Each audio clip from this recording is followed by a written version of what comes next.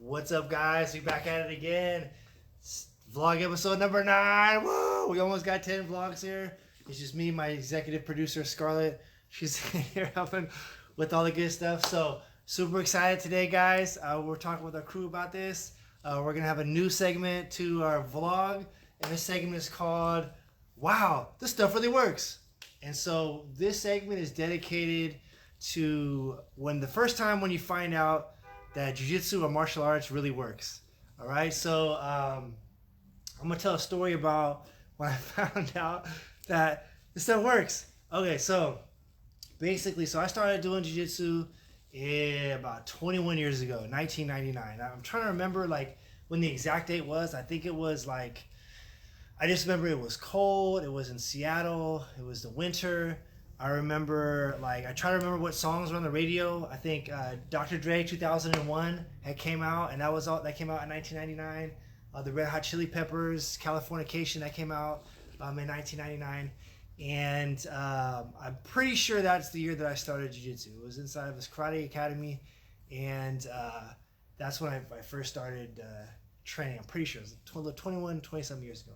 And so, when you start a martial art, you want to be like, let me see this. Does this stuff really work? Is it just in the gym or what happens, right? So, when I first started training, my story was like, I was training karate. And when I first started training, there was a guy in our karate academy that was doing jiu-jitsu. And they would like train after like that. It was like wrestling around and stuff like that. And that wasn't super impressive. Okay, that's kind of cool, right? And then I remember a little while after that, I was over at my buddy's house. I was like in my 19, 20-year-old, something like that. I went over to my buddy's house and they rented like a UFC. They used to have to get like Blockbuster or Crazy Mike's Video or something like that. For those of you guys don't know, with these video stores, these big tapes they used to get. And then, so it was like the thing, we're like watching these UFC tapes and like these guys fighting and stuff like that. And I was like, I saw one and I was like, it wasn't super impressive to me. I wasn't like sold on it. I was like, what is this? This is kind of weird, man. I don't know what that is, right?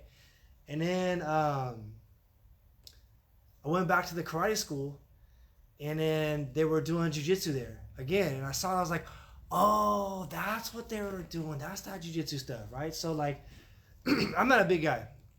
I'm probably like 160 pounds, 165 pounds on a good day, wet in boots. No, just kidding. After a full meal, something like that, right? But at the time, I was like, I've always been very thin.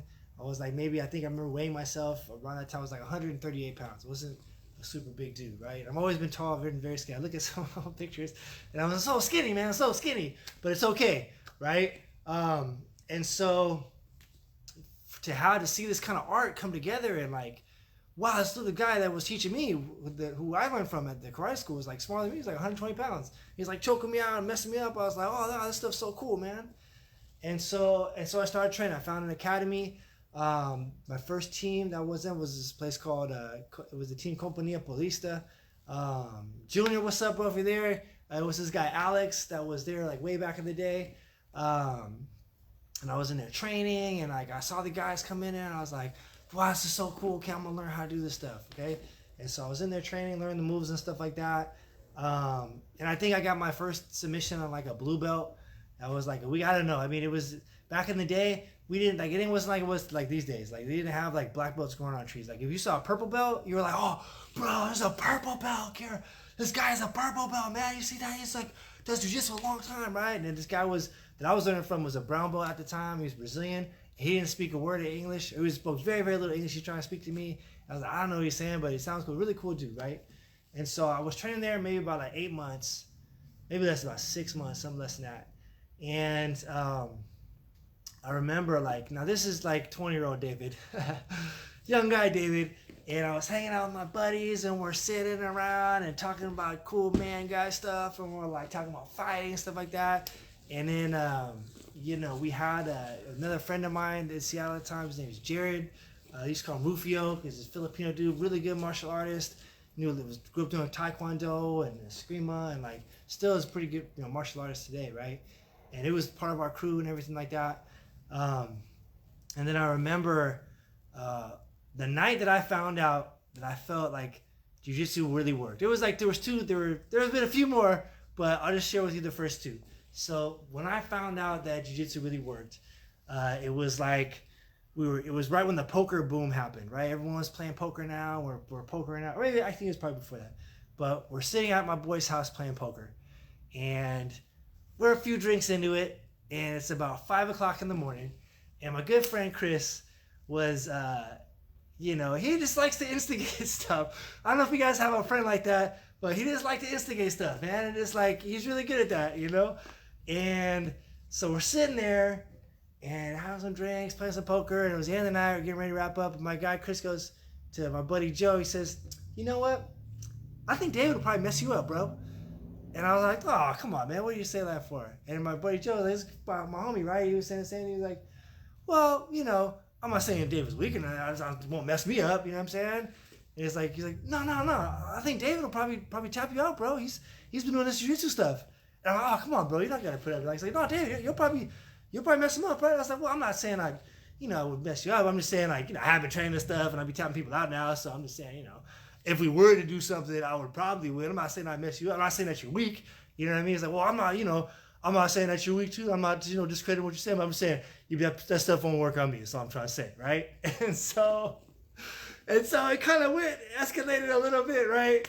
And it turned into us like getting in this room, and it was like basically like, are you ready?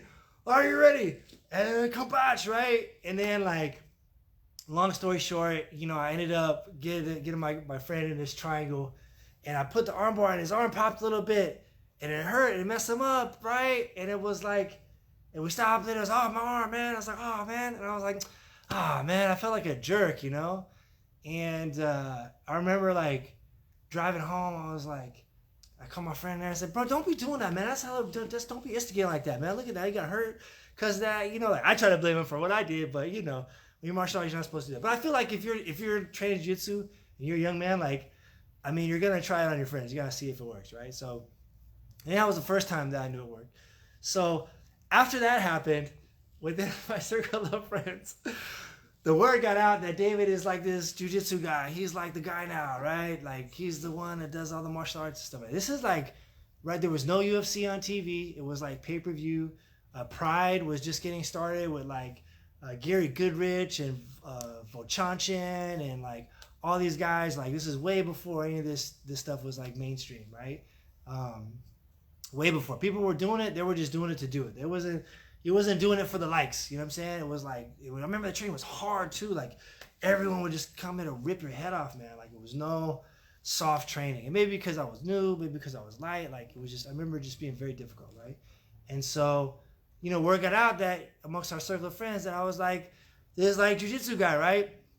And so a couple months later, we, my young guys doing young guy stuff. We were working together and having fun, just living our best young guy lives. And my buddy Jared, who was the martial arts guy I was telling you about, like, there was this weird kind of like tension, right? It was like, oh, well, you're just Gawama Taekwondo. Well, your stuff's cool, but I don't know, right? I don't know. And I was never like trying to push nothing like that. It was never like on some beef or something like that. But that it's like there was like this tension, you know what I mean? That was building up between him and I, right? And then so, I don't remember what happened, but it wasn't like a beef or nothing like that. It wasn't like we're gonna fight now or something like that. But it was kind of like that. And so he had this really big backyard. I remember we were all hanging out at his house. He had this really big backyard. And I don't remember if it was like a lead up to this thing, this competition, him and I, it was like a lead up, or if it was like a, something we had planned, or like what it was. But it was like, okay, David and Rufio, they're going to see which martial arts style is the best, right? And then I think I had done a tournament before that or something like that. Like at this point, I had been training for a little while, And so it leads up where we get into this like in the backyard, and then we're like stretching out, and it's on grass, and it's like kind of cold in Seattle. Or it was a summer. I remember it was summer because I had shorts on, and I remember like in Seattle it gets kind of cold. So when it gets dark, it gets like cold, or whatever. And so we're getting ready to do our battle or whatever. I don't think we was gonna punch each other in the face. I wasn't gonna punch him in the face. I don't know if he's trying to punch me in the face or whatever. But like, I don't really know what kind of we would call it, right? And so we get ready, and it was like fight. And then he comes out with like these spinning kicks and like this taekwondo kind of stuff. And I just kind of moved away. And I just remember, boy, I just got a takedown. I got the choke. Or no, I got a takedown and I got an armbar. And then I tapped him out and I got the first submission. I was like, okay, cool. And then he was like, it happened so fast. Like, no, guys, run it back. Let's do it again. And I was like, okay, that's cool. And then we did it again. And then boom, I got the takedown. And then he rolled over, I took his back, and I got the choke. And he didn't want to tap. And I wasn't going to like choke him out.